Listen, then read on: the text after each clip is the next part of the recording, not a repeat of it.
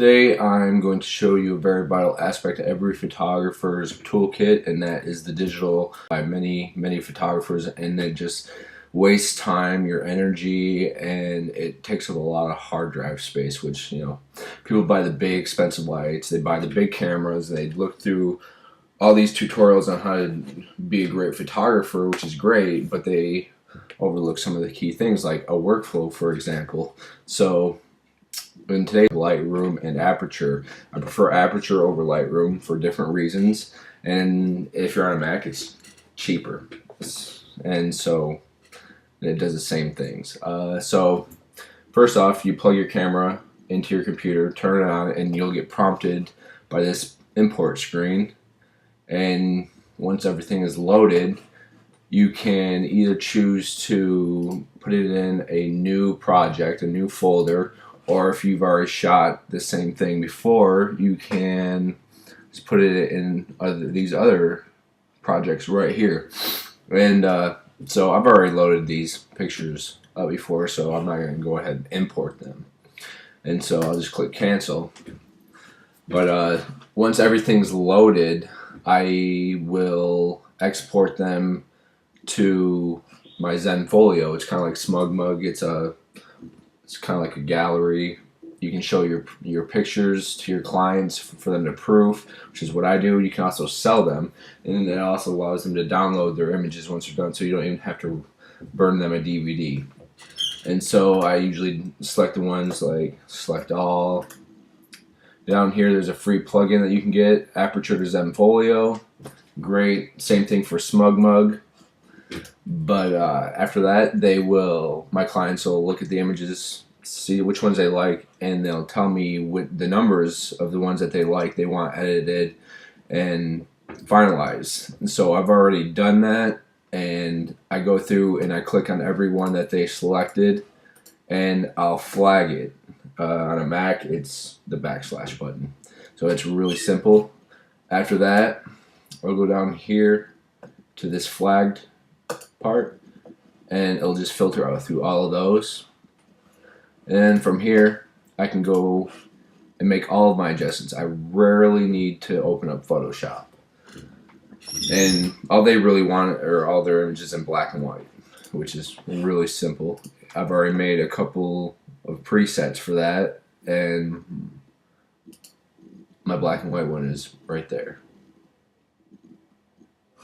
And so after that's done, you right click on it. You can right click, and then for every image that you want to apply that adjustment to, just go like say select there. I got these selected, stamp them right there, and then it'll apply that same adjustment to every single picture that you have selected, which is awesome. Okay, so while that's doing that, they don't want these two images. Those are for my own personal use.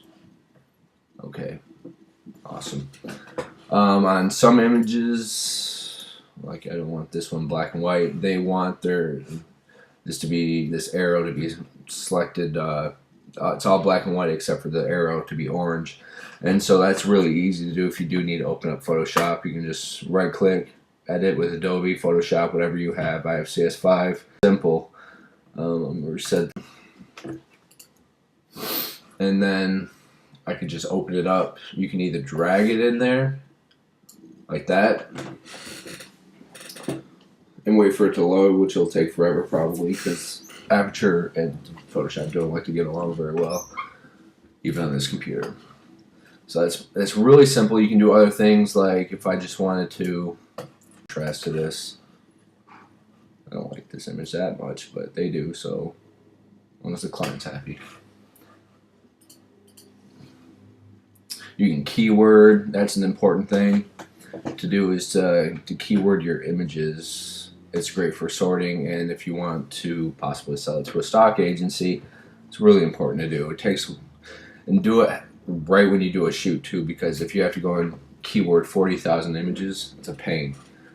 Alright, another great thing about Aperture is that I can just simply, if I want to email any of these pictures Say I wanted to email this one. I go up here to the email. It'll export it to the proper size and then open up mail. And it automatically updates. So whenever I say I had this picture, automatically update and upload your images. Was the main reason why I chose Aperture, because at the time Lightroom didn't do that for me. And it was important. So after I'm done with these edits, I'll go ahead and select them all again, export it to Zenfolio, and then the dialog window will come up, and you can choose to replace your previous images, which is awesome. You don't want too many images. Don't want to do it right now though, because I'm not done with the edits. But that's pretty much it. It's really simple. What's great about Lightroom and Aperture is that it's completely non-destructive. Say this image is black and white, whoop-de-doo, right? Most people would have to make several copies of their images. Well, not here, because I can always go and have it go back to its original just by right-clicking on it, by resetting all the adjustments. Or if I want to have several edits of the same picture, I can simply just make a new version of it. It doesn't create a new file, it just remembers the settings, and if I want to export it to email, send to a client, put it on Facebook, whatever, it'll remember those settings and export it as that, which is really handy. It keeps your file sizes on your hard drive down way low, which is, why is it doing that? I don't want to do that. Really handy, really awesome. So I only have one image. These are raw files. I don't really shoot with JPEG anymore. I recommend the same thing for you. Instead of having 7 different edits for the same picture, I can simply have one. That's what is the most important aspect for me anyways, because soon you'll have 10,000 images and they're just taking up space on your hard drive just because you want 2 different sizes, 3 different sizes of one image. It's really a hassle. This makes it so much easier. I would recommend buying the program if I were you. Anyways, if you have questions, just let me know.